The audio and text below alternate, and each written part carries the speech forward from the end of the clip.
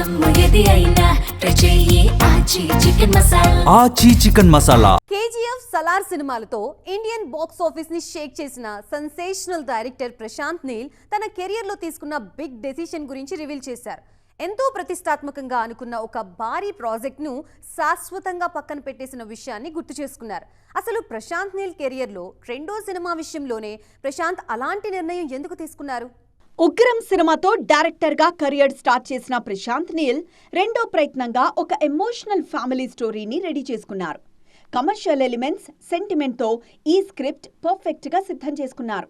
Kannada power star Puneeth Raj Kumar హీరోగా ఆ సినిమాను ప్లాన్ చేసిన ప్రశాంత్, పునీత్ బాడీ లాంగ్వేజ్ కు, ఇమేజ్ కు పర్ఫెక్ట్ గా సూట్ అయ్యేలా కథ, కథనాలు సిద్ధం చేశారు.